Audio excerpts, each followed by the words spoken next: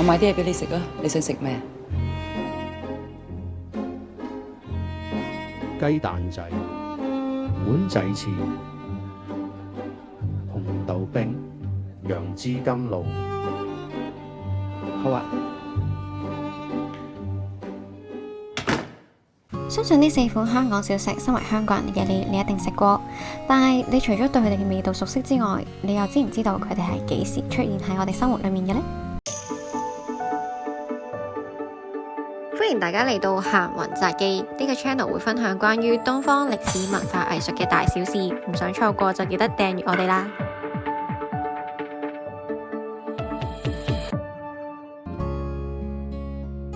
就要從50年代嘅香港講起。當時二戰結束，又爆發咗中國內戰，大量人口湧入香港。面對人口激增，加上戰後物資匱乏，為咗揾食，大家時時都要諗盡辦法，物盡其用。從了解香港嘅經典小食就可以知道一二。雞蛋仔、碗仔翅都係呢個艱苦環境下嘅產物。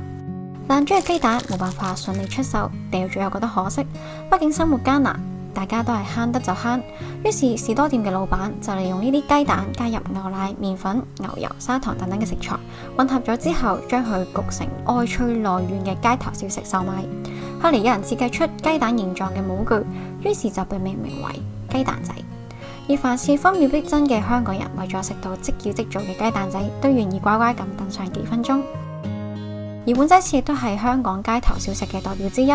當時大量湧入嘅香港移民，大多都係冇接受教育或者從事低技術工作，因此為咗揾食，唔少人都成為咗流動小販，售賣各種嘅生活用品同埋食品。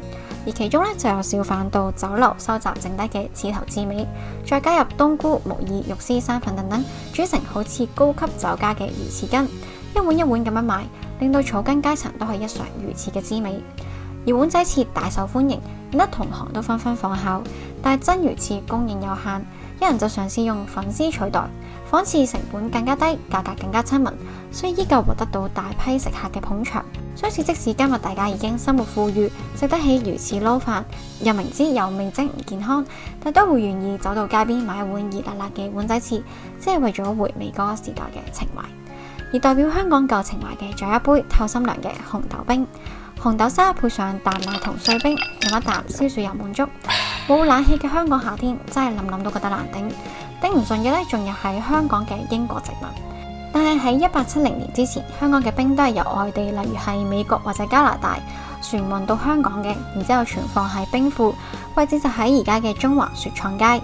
直到1874年，一位英國商人喺香港引入咗製冰機，喺灣仔春園街一帶設廠製冰。而去到1880年，本地嘅產冰量已經足夠應付全港嘅需求，亦都因為咁令到冰飲能夠大行其道。而後嚟買咗呢間公司股份嘅呢，就係怡和洋行，亦即係而家嘅怡和控股有限公司。而冰室係源自於廣州，喺50到60年代開始遍佈香港，為勞工提供餐飲休息嘅地方，供應冰飲同埋港式輕食西餐。其中大為流行嘅呢，就有紅豆冰啦。當時好多家庭都冇雪櫃，要飲凍飲呢，就要去到冰室啦。亦都因為咁，價錢經濟嘅冰室呢，就非常受歡迎。簡單嘅一杯紅豆冰都陪伴住好多人喺冰室留下特別嘅回憶。而50年代戰後逆境自強，香港由轉口貿易轉型為製造業中心。70到80年代經濟發展蓬勃，服務業、金融業起飛，迎來黃金歲月，大家嘅生活都變得富裕。經過一代又一代人嘅營營役役，亦都算係苦盡甘來。另一款家傳戶曉嘅港式甜品楊枝甘露，因為佢咁靚嘅名而擁有極高人氣，但其實佢係喺80年代末先至出現嘅，而且一開始並唔係喺香港推出。